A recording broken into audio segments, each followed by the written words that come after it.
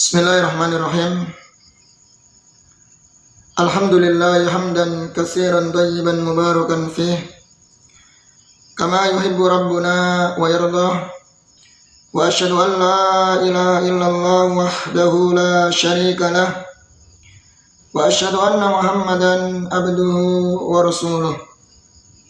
Sallallahu alaihi wa ala alihi wa sahbihi wa man tabi'ahum bi ihsanin ila yaumiddin, amma ba'du. Tayyib ikhwas kalian rahimani wa rahimakumullah. Alhamdulillah, dengan segala nikmat dari Allah Subhanahu wa taala, kita di pagi hari ini masih merasakan nikmat beribadah kepada Allah Azza wa Jalla, yaitu sholat subuh dengan berjamaah. Kemudian kita berusaha untuk menjaga nikmat ini, nikmat di mana Allah berikan kita kesehatan, nikmat waktu luang untuk kita maksimalkan dalam ketaatan kita kepada Allah Azza wa Jalla. Baik, ikhwas sekalian rahimani wa rahimakumullah, kita akan lanjutkan kajian kitab Ushul Salasah, di mana penulis kemarin telah menegaskan bahwa Allah Subhanahu wa taala telah membuktikan bahwasannya dialah adalah Rabb dari perbuatan-perbuatannya, ya, yang Allah sebutkan dalam ayat-ayatnya. Maka dari perbuatannya yang sangat hebat itulah yang menunjukkan dia adalah sesembahan yang hak untuk disembah.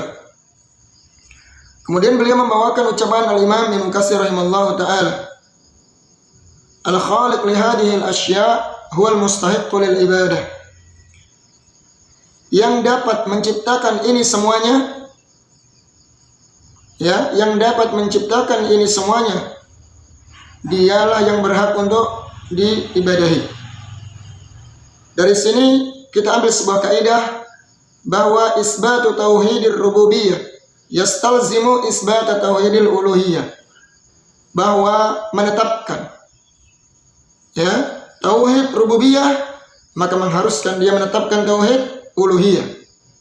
Ini sebuah ilzam yang seharusnya, ya, diterapkan oleh seorang muslim. Baik, sekarang kita baca matanya. Setelah beliau sebutkan dalil-dalil, ya, terkait rububiyah Allah Subhanahu wa taala, kemudian perintah Allah Subhanahu wa taala dalam kita agar kita beribadah kepadanya, maka beliau mengatakan di sini, qala al-muallif wa anwa'ul ibadatil lati amara Allah biha, dan di antara macam-macam atau macam-macam ibadah yang Allah perintahkan dengan ibadah tersebut, mislul islami wal imani, seperti Islam, iman, wal ihsan, wa minhu du'a, seperti berdoa, wal khauf rasa takut, wal roja, dan roja, wat tawakkul, roja itu berharap, tawakkul itu bertawakal, war raghbah, ya, rasa cinta, war rahbah, kemudian war rahbah, rasa takut atau khawatir, wal khusyuk wal khasyah, rasa takut, wal inabah wal isti'anatu wal isti'adatu wal istighasatu wal dhabhu wan nadru wa ghairu dhalika min anwa'il ibadati allati amara Allah biha kulluha lillahi ta'ala. Wad dalilu qawluhu ta'ala wa annal masajida lillahi fala tad'u ma'allahi ahada. Dan macam-macam ibadah yang Allah perintahkan agar kita beribadah kepadanya, Contohnya Islam, iman, ihsan.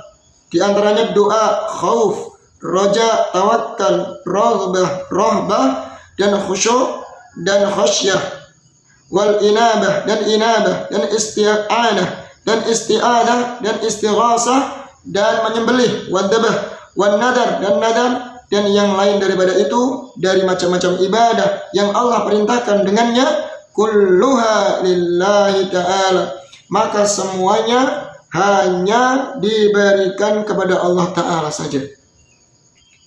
Mana dalilnya? Nah ini ya, seperti biasa penulis setelah menyebutkan ya pernyataan tentang macam-macam ibadah, bahwa ibadah tersebut hanya ditujukan untuk Allah Azza wa Jal. Mana buktinya? Qul hatu burhanakum, mana buktinya?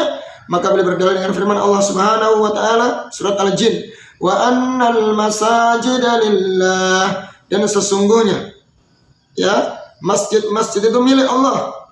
Ya kemarin kita sudah sebutkan arti masajid. Ada yang menyebutkan ahli tafsir maudhi'us sujud, anggota badan kita untuk sujud. Yaitu apa? Seperti anggota badan kita yang ketujuh, seperti kedua lutut, kedua telapak tangan, dahi, hidung, kaki. Nah, ini semuanya ketika kita sujud, ya anggota ini hanya diberikan kepada Allah Subhanahu wa taala. Kemudian yang mengartikan juga adalah tempat. Ya.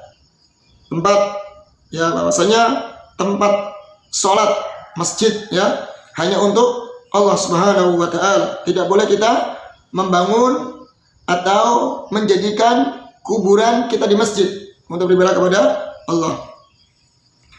Fala tad'u ma'allahi ahada, sesungguhnya masjid-masjid milik Allah, maka janganlah kamu ya menyembah seseorang pun atau berdoa kepada seorang pun bersama dengan Allah. Artinya di samping dia berdoa kepada Allah dan juga berdoa kepada selain Allah. Ya, di sini para ulama juga menjadikan dalil larangan menjadikan kuburan di masjid. Karena masjid itu tempat untuk ibadah, tempat untuk sujud. Ya, tempat untuk berdoa kepada Allah ketika ada kuburannya. Ya, ada makhluk selain Allah Subhanahu wa taala. Ya, maka ini terlarang. Ya. Mungkin dia beranggapan bahwasannya saya itu beribadah kepada Allah bukan kepada kuburan. Namun sejatinya dia khawatirkan, ya, yang dia agungkan bukan Allah, namun si kuburan tersebut atau penghuni kuburan tersebut yang dibangun, yang diletakkan atau yang dikubur di masjid. Maka beliau mengatakan di sini, faman sarafa minha syai'an li ghairillah, maka barang siapa yang memalingkan ibadah tersebut sedikit saja li ghairillah, dari selain Allah kepada selain Allah, fa huwa musyrikun kafirun, maka dia telah melakukan kesyirikan, ya, bahkan bisa kafir, keluar dari Islam. Barang siapa yang memalingkan ibadah-ibadah tersebut dari selain Allah sedikit saja, maka dia telah musyrik, melakukan kesyirikan, kafir, bisa keluar dari Islam. Wad dalilu qauluhu ta'ala, dan dalilnya firman Allah Ta'ala, wa may yad'u ma'allahi ilahan akhar, maka barang siapa yang berdoa bersama Allah atau yang berdoa kepada selain Allah bersama juga beribadah kepada Allah. Jadi dia berdoa kepada Allah dan juga bersama Allah. Berdoa kepada selain Allah dan juga berdoa kepada Allah. Ilahan akhar, dan barang siapa yang berdoa ya kepada sesembahan selain Allah dan di samping itu pula dia berdoa kepada Allah, la burhana lahu, yang tidak ada bukti, tidak ada dalil ya baginya, fa innama hisabuhu inda rabbih, maka sesungguhnya hisabnya, perhitungannya di sisi Allah. Innahu la yuflihul kafirun, sesungguhnya tidak akan beruntung orang-orang yang kafir. Di sini Allah tegaskan kepada orang-orang yang menyekutukan Allah Subhanahu wa taala, yang dia berdoa kepada Allah dan di samping itu pula dia berdoa kepada selain Allah, yang sesembahan itu tidak bukti, tidak ada bukti bahwasanya dia yang berhak untuk disembah. tidak ada bukti bahwasanya dia adalah sesembahan yang hak, maka ingat nanti perhitungannya Allah akan dihisab di sisi Allah Subhanahu wa taala. Ini urusannya diserahkan kepada Allah. Dan Allah tegaskan, sesungguhnya tidak akan beruntung orang-orang yang melakukan orang-orang yang kafir. Di sini Allah Subhanahu wa taala menghukumi orang yang menyekutukan Allah, yang berdoa kepada selain Allah, yang beribadah kepada selain Allah. Di samping dia beribadah kepada Allah juga, maka Allah hukumi orang kafir yang tidak akan beruntung.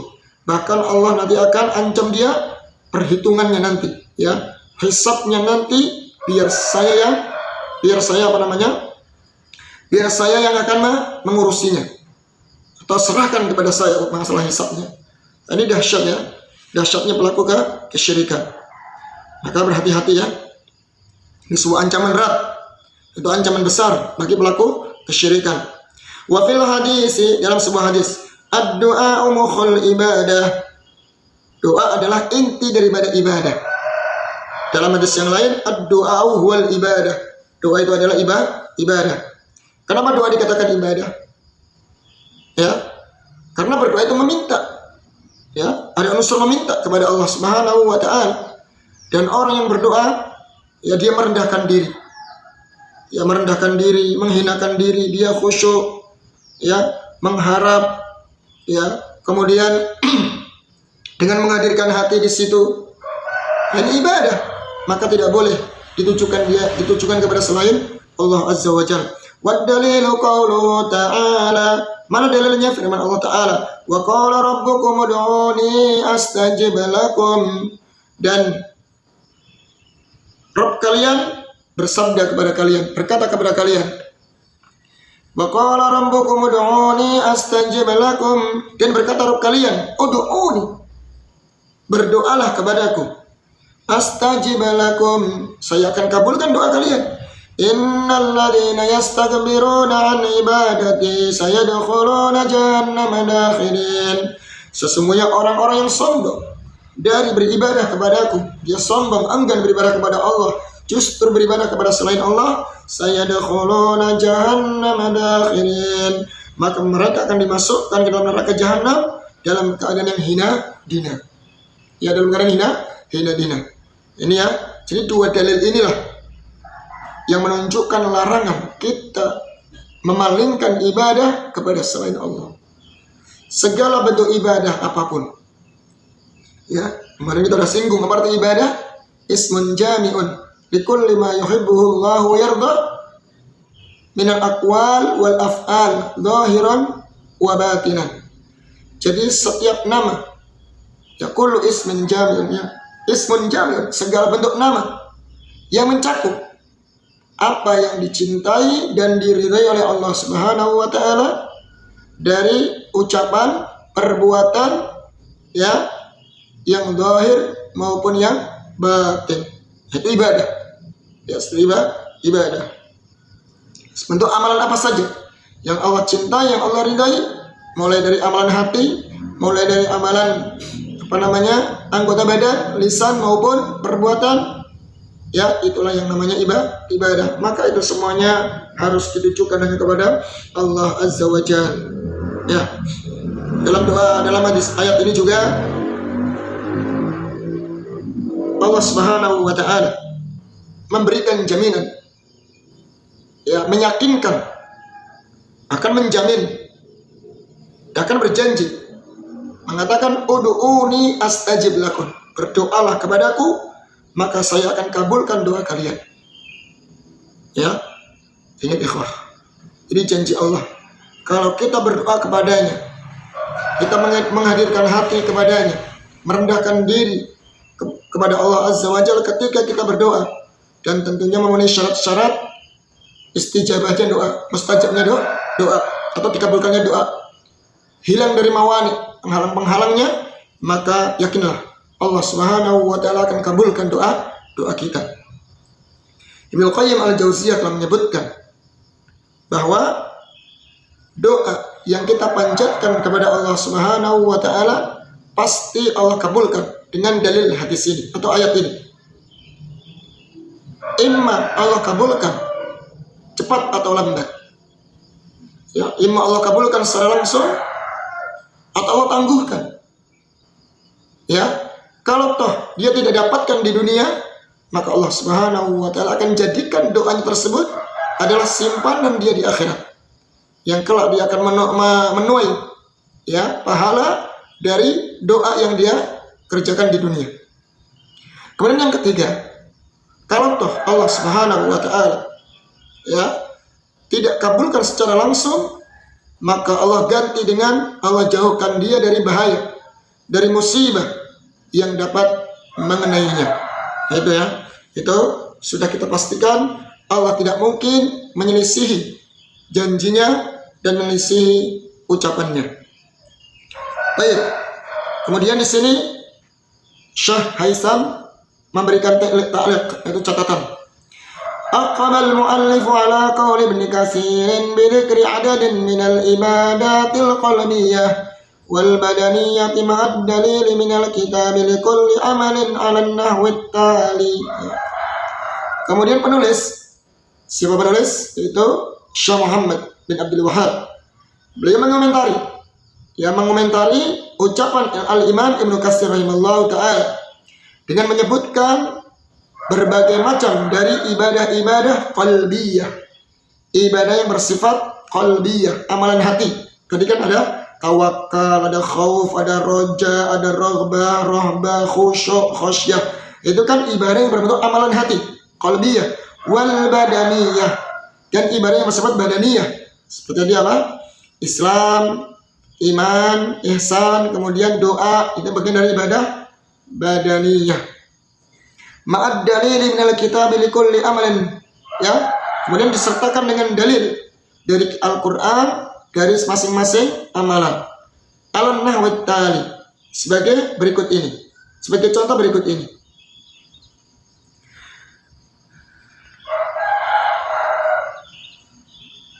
Kemudian beliau Syekh Dr. Haisam menjelaskan ad-du'a'u wa yanqasimu ila qismain.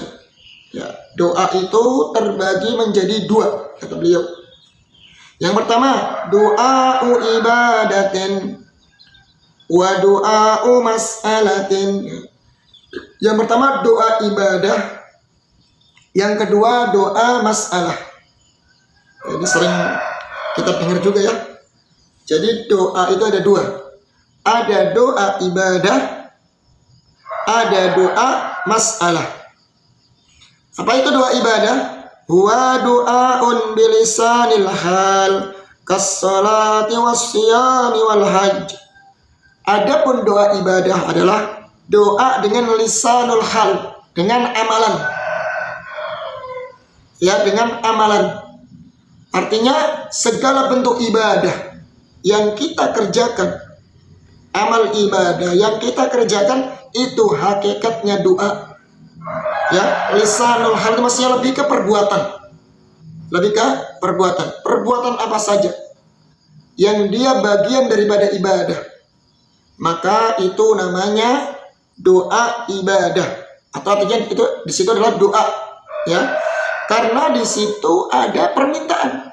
Saya yakin ya, kita semuanya ketika kita melaksanakan sholat, puasa, ya, berbakti kepada kedua orang tua, apapun ibadahnya, bentuknya apapun, itu adalah doa, bagian dari doa. Kenapa? Karena ketika kita melakukan amaliyah tersebut, kita mengharap ada unsur permintaan di situ. Doa kan artinya permintaan, meminta atau memohon pahala dari Allah Subhanahu wa taala. Itu loh, maka dikatakan doa ibadah. Jadi secara langsung itu bagian daripada doa. Karena kita mengharap pahala dari Allah Subhanahu wa taala ketika melakukan amaliyah ibadah tersebut. Ya, maka dikatakan doa bilisanil hal. Bukan dengan kata-kata ya, tapi dengan perbuatan. Lisanul hal, perbuatan amaliyah ibadah ya, yang dikerjakan seorang hamba itu namanya doa. Kenapa dikatakan doa? Karena di situ dia ada dalam hatinya permintaan, pengharapan pahala dari Allah Subhanahu wa taala. Itu ya. Seperti kas-shalati was-siyami wal hajj, seperti salat nih. siam, puasa, haji. Ya, mungkin secara kasat mata kita nggak melihat dia berdoa, ya Allah enggak. Tapi secara lisanul hal, kondisinya, keadaannya, dia adalah sedang berdoa. Kenapa? Karena dengan amalan yang dia kerjakan tersebut, dia berharap memohon pahala dari Allah Subhanahu wa ta'ala. Ya.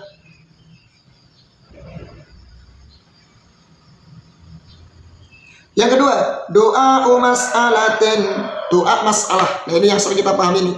Ini yang mungkin sudah kita pahami bersama.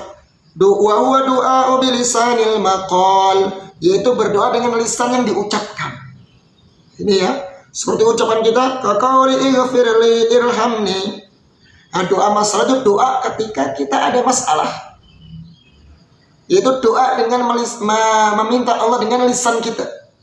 Kita menengadahkan tangan kita dan kita memohon kepada Allah, ya Allah, ampunilah aku ya Allah.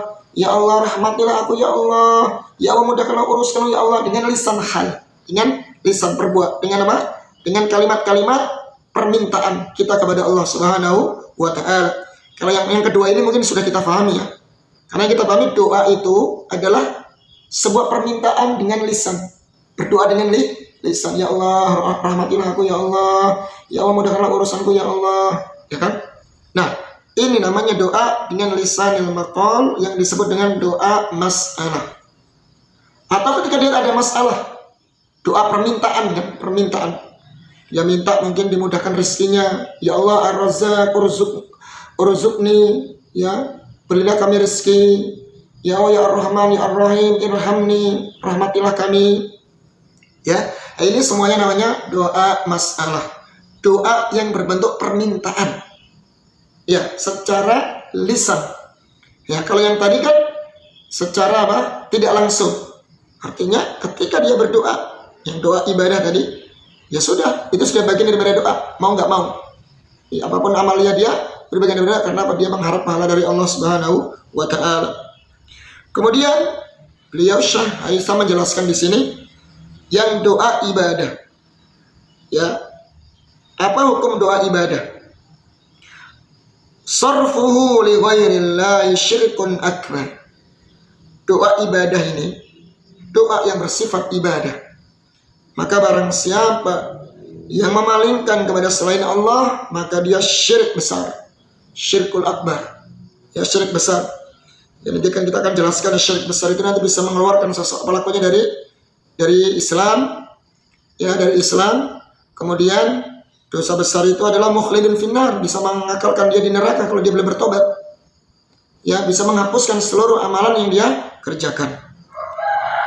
Terus bagaimana dengan hukum doa masalah? Hukmu fihi tafsir. Adapun doa masalah ini ada rinciannya. Wa huwa ala qismaini. Ya, nanti ada dua macam hukumnya. Ya, ada dua macam.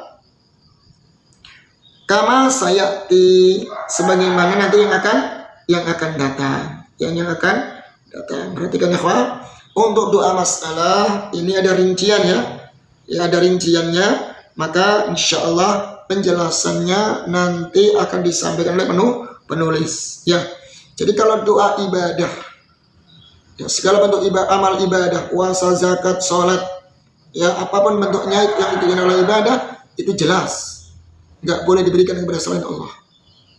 Ya, maka barang siapa yang memalingkan ibadah tersebut kepada selain Allah, maka dia telah melakukan syirik besar. Adapun doa masalah seperti nanti berdoa dengan lisanul maqal, ya, dengan lisan, dengan ucapan, maka nanti ada hukum yang harus dirinci. Ya, harus ada perinciannya. Insya Allah nanti akan dijelaskan oleh penulis, ya. Ada rinciannya, ada syaratnya dan seterusnya akan dijelaskan oleh penulis. Wa ta'ala bisawab, mungkin sampai di sini saja bisa disampaikan. Mohon maaf atas segala kekurangan. Subhanakallahumma wa bihamdik, asyhadu an la ilaha illa anta astaghfiruka wa atubu ilaik. Wassalamualaikum warahmatullahi wabarakatuh.